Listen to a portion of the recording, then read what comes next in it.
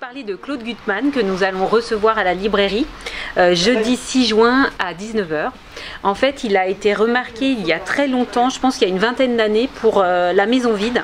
C'est un roman adolescent qui parle de la Seconde Guerre mondiale. En fait, un garçon juif qui vit à Paris, qui le soir va dormir chez des voisins parce qu'il y a on parle de rafles possibles, etc.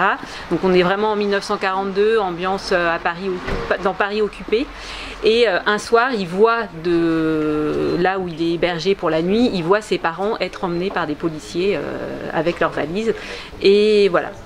Donc c'est un roman qui a été très remarqué lors de sa parution. Et il y a peu, l'an dernier, il a écrit un nouveau roman, La fuite sans fin de Joseph Meyer. Là, on suit un garçon, toujours un adolescent, juif aussi, mais là on est avant-guerre, on est dans les années 30. Et en fait, on va suivre tout ce parcours de cet enfant, et notamment on va parler de la justice auprès des mineurs, des homes d'enfants, des scandales qu'il y a eu autour des lieux de maisons d'éducation pour les enfants.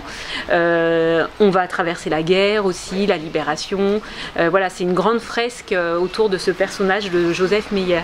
Et en fait, Claude Gutmann, je l'invite aussi parce qu'il est donc auteur, donc beaucoup de livres pour adolescents, jeunesse, mais aussi en adulte, où il parle beaucoup de l'enfance. Lui, son œuvre est traversée par le questionnement de l'enfance, et notamment de la Shoah aussi, de par son origine.